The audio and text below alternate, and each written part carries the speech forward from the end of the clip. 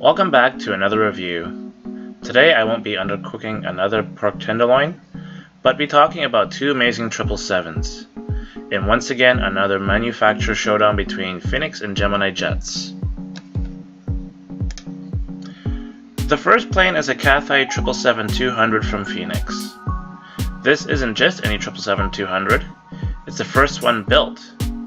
Part of the 777 test program from its rollout in 1994 to 1997, Cathay Pacific purchased the plane in 2000. This aircraft was part of the fleet until May of 2018, where it was stored in China. Then on September 18, 2018, this plane made the trip to Pima, Arizona, where it is now being prepped for display at the Pima Air Museum. This particular model was announced right at the 2018 Christmas season, so it became part of my Christmas wish list, as WA001 was special to me. I have watched the 21st Century Jet Building the Boeing 777, a documentary about the birth of the 777 program prior to any journey I've made on the 777 in the last 8 years, which means I've watched it a lot. So this plane had to be in my collection as I am planning a trip to the Pima Air Museum once this plane is on full display. Care to guess what I'm bringing with me? The second plane is the 781st 777 to come off the line, the Boeing 777-200LR belonging to Delta Airlines. This plane was purchased by me prior to getting married in the Philippines in 2016. More on that later. I've been on the 777LR a couple of times on Delta Airlines, once in the economy class in 2013 on my way to Tokyo, and up in their economy comfort in 2015 to Los Angeles on my way home. As I said in my last video, the Phoenix boxes are not the same. So in this one, the front is a picture of a bridge, and on the back is a picture of an evening sunset with clouds. On it, you can barely read out World's First Boeing 777 Retires to Arizona Air Museum. On the box flaps, they've put BHNL is the first Boeing 777 been assembled, and the last flight was from Hong Kong to Xiamen, which was just a ferry flight to place it in temporary storage. The Gemini Jet's box is the standard box you get today. A box with a flap that opens to reveal the model inside, and on the inside of the flap in the Star Trek font of the bottom half, you get some basic info on the plane's dimensions, history, and configuration. What I didn't like was the full write-up on the top half of the flap. I've collected Gemini Jet's planes for years now, and this is the first time I've stopped to read the write-up and was left rather disappointed. To me, this is their generic write-up of all their 777 models. I think more can be done on their end to create more write-ups about the specific model, like for example, why the 777LR came to existence, and what sets it apart from the 772 and 77300ER. The first thing I did was a nose-to-nose comparison. I noticed the Gemini Jet's 777 sat a bit taller. That led me to look at both planes in real life. Both have the same fuselage. The differences come in the wings and the tail height of the 200LR, which is 3.87 meters wider and just 0.1 meter taller on the tail. As for the models themselves, the Phoenix 777 is 15 centimeters long, 15.2 centimeters wide, and 4.2 centimeters tall.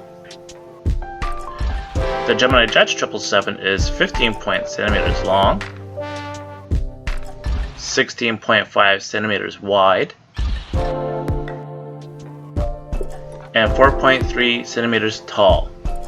To make another comparison, I also found an outline of the 777-200 online and placed them over the models on Photoshop.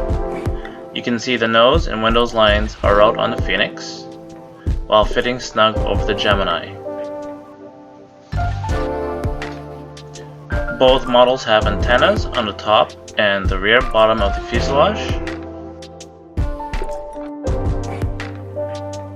On the Delta 777, it has a satellite antenna on the top. Then comes how the wings are attached to the fuselage. On the Phoenix, The wing-to-body fairing is part of the fuselage mold, and the wings are inserted into slots on the mold.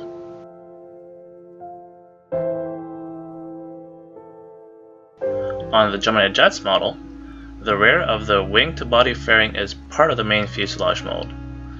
The wings are one piece with the front wing-to-body fairing and the bottom of the fuselage, which doesn't give it a clean appearance in comparison to the Phoenix.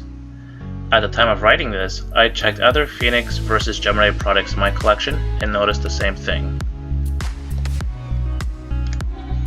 I also noticed the horizontal stabilizer. On the Phoenix, it's more realistic as the horizontal stabilizer is the only thing attached to the fuselage mold. On the Gemini Jets, the leading edge of the horizontal stabilizer to the elevators are inserted into the slot made on the fuselage mold.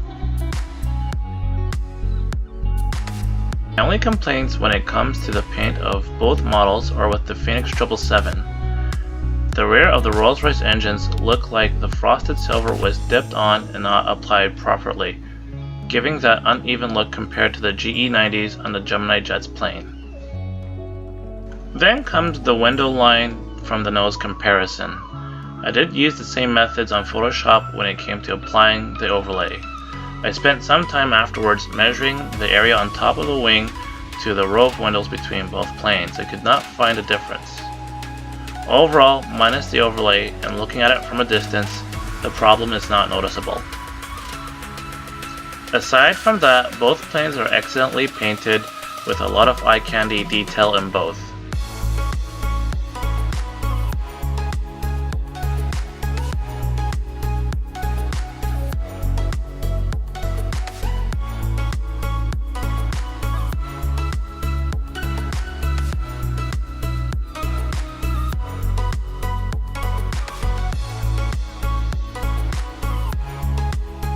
The Phoenix staying away from the silver fan blades, and for those who've seen my 737 MAX video, matching fan blades this time. I also love the Rolls-Royce decal on them. On the Gemini, it appears the engine cowl and fan blades are one piece, as they are the same color. The only thing that got correct here is the fan blades themselves. Although not shaped to what an actual GE90 fan blade is like, they show how they are indeed wide.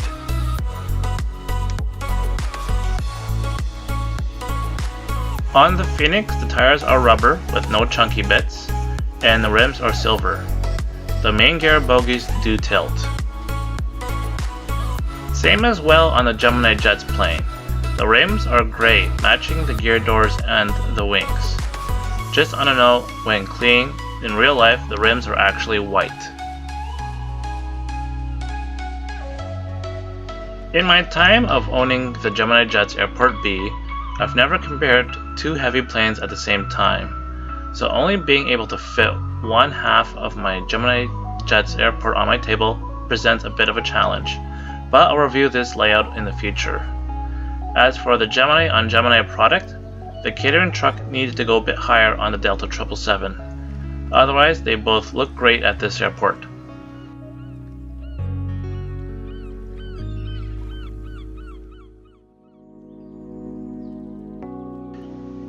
In my Air New Zealand 777 video, I did talk about the Phoenix nose gear falling apart. So here I did give the front some down pressure and a shimmy, and all held together.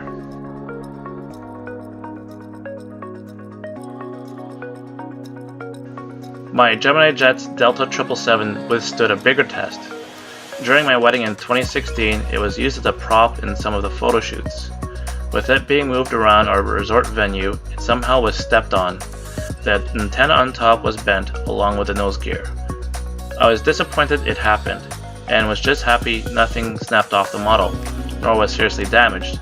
I was able to bend the nose gear back into place. It does have a bit of right turn going on, but to me that's okay all things considered. The window line on the Phoenix raised an eyebrow. However, not being able to notice it without bringing out a measuring tape isn't a deal breaker for me. However, Gemini needs to visit how they join the wings and horizontal stabilizers to the fuselage. Also needs to go with a 3-piece engine or put more effort into painting the fan blades. Thanks to Kevin Chan of 25 Left Aviation for getting me the Cathay 777 in time for Christmas. As usual, links are in the description. And thanks for watching and happy collecting.